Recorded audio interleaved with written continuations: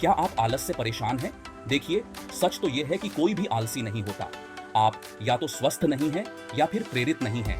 अगर आप भी जीवन में कुछ बड़ा हासिल करना चाहते हैं, तो आपको ये 6 जापानी तकनीकें जाननी चाहिए। और हाँ, तकनीक नंबर 4 को बिल्कुल भी मिस मत कीजिएगा। जापान का अनुशासन, समय की पाबंदी और काम के प्रति समर्पण उसे दुनिया से अलग करता है। 2 परमाणु बम, भूकंप और सुनामी जैसी आपदाओं का सामना करने के बाद भी जापान आज एक महाशक्ति है। कैसे? इसका राज छिपा है जापानी संस्कृति और इन 6 तकनीकों में। पहली तकनीक है सेरी, सेटॉन, सेसो।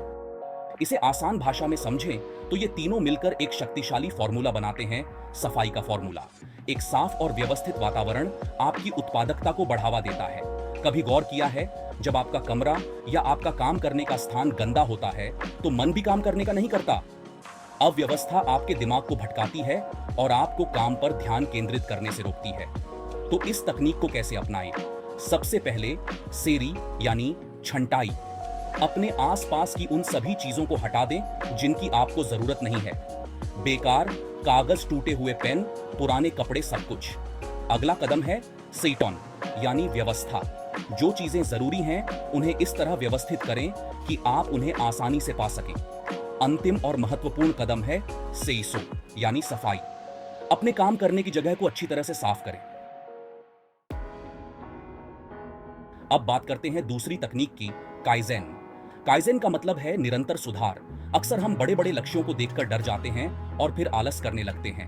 काइजेन हमें सिखाता है कि हमें छोटे छोटे कदम उठाने चाहिए और धीरे धीरे आगे बढ़ते रहना चाहिए। अगर आपको कोई काम बहुत बड़ा लग रहा है तो उसे छोटे छोटे हिस्सों में बांट लें। मान लीजिए आपको पढ़ाई करने का मन नहीं कर रहा है, तो काइजेन के सिद्धांत के अनुसार आप सिर्फ 1 मिनट पढ़ने का लक्ष्य निर्धारित करें। हाँ, सिर्फ 1 मिनट। जब आप 1 मिनट पढ़ लेते हैं तो आप पाएंगे कि आप और पढ़ना चाहते हैं। या मान लीजिए आपको एक्सरसाइज करने का मन नहीं कर रहा है, तो आप सिर्फ 10 पुशअप्स करने का लक्ष्य निर्धारित करें। एक बार जब आप 10 पुशअप्स कर लेते हैं तो आप पाएंगे कि आप और एक्सरसाइज कर सकते हैं। तीसरी तकनीक है द रूल ऑफ 3। इस तकनीक के अनुसार आपको हर सुबह अपने 3 सबसे महत्वपूर्ण कामों की पहचान करनी चाहिए।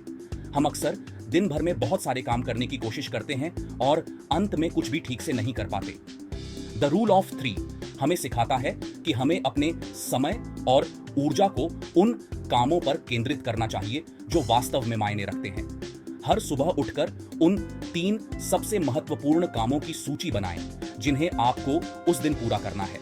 ये काम आपके व्यक्तिगत या व्यावसायिक जीवन से संबंधित हो सकते हैं। एक बार जब आपने अपनी 3 प्राथमिकताएं तय कर ली हैं, तो पूरे दिन उन पर ध्यान केंद्रित करें। बाकी सब कुछ गौण है।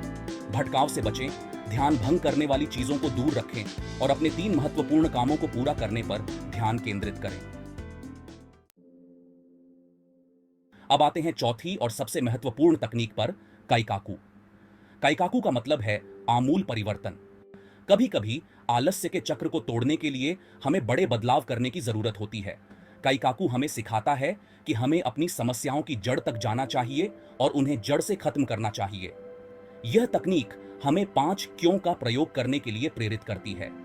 मान लीजिए आप पढ़ाई के दौरान बार बार विचलित हो जाते हैं, तो खुद से पूछें, मैं विचलित क्यों हो रहा हूं? पहला क्यों, क्योंकि मेरा फोन बार बार बज रहा है। दूसरा क्यों, क्योंकि मुझे सोशल मीडिया नोटिफिकेशन आ रहे हैं। तीसरा क्यों, क्योंकि मैंने नोटिफिकेशन बंद नहीं किए हैं। चौथा क्यों, क्योंकि मुझे लगता है कि मैं महत्वपूर्ण सूचनाओं से चूक जाऊंगा। पांचवा क्यों, क्योंकि मुझे फोमो या फियर ऑफ मिसिंग आउट है। 5 क्यों पूछने के बाद आपको अपनी समस्या की जड़ पता चल गई है, फोमो। अब आपको इस फोमो से निपटने के लिए कठोर कदम उठाने की जरूरत है।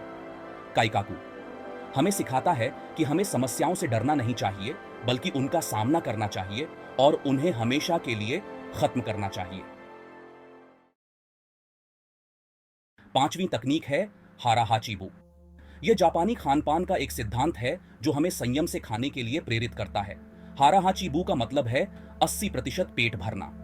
अधिक खाने से सुस्ती आती है और आलस्य बढ़ता है। वहीं पेट को थोड़ा खाली रखने से आप ऊर्जावान और सक्रिय महसूस करते हैं। जापान के ओकिनावा द्वीप के लोग हारा हाचिबू सिद्धांत का पालन करते हैं और यहाँ के लोगों की औसत आयु दुनिया में सबसे अधिक है। इस तकनीक को अपनाना बहुत आसान है। जब आप खाना शुरू करें तो धीरे धीरे खाएं और अपने शरीर को सुनें। जब आपको लगे कि आपका पेट 80% भर गया है तो खाना बंद कर दें। शुरुआत में आपको थोड़ी मुश्किल हो सकती है, लेकिन धीरे धीरे आपको इसकी आदत हो जाएगी। आप पाएंगे कि संयम से खाने से आपका शरीर हल्का रहता है, आपका मन शांत रहता है और आपका आलस्य गायब हो जाता है। अंत में छठी और अंतिम तकनीक है द ज़ेन ऑफ माइंडफुलनेस। यह तकनीक हमें वर्तमान क्षण में जीना सिखाती है। हम अक्सर भूतकाल की चिंताओं या भविष्य की योजनाओं में खोए रहते हैं। इससे हमारा ध्यान भटकता है और हम आलसी हो जाते हैं। माइंडफुलनेस का अर्थ है वर्तमान क्षण के प्रति जागरूक होना। यह हमें सिखाता है कि हम अपने विचारों, भावनाओं और शारीरिक संवेदनाओं को बिना किसी निर्णय के देखें। माइंडफुलनेस का अभ्यास करने के लिए आप रोजाना 10 मिनट शांत जगह पर बैठें, अपनी आंखें बंद करें और अपनी सांसों पर ध्यान केंद्रित करें। जैसे जैसे आप अपनी सांसों पर ध्यान केंद्रित करेंगे, आपके मन में विचार आएंगे। उन्हें आने दें, उन्हें रोकने की कोशिश न करें।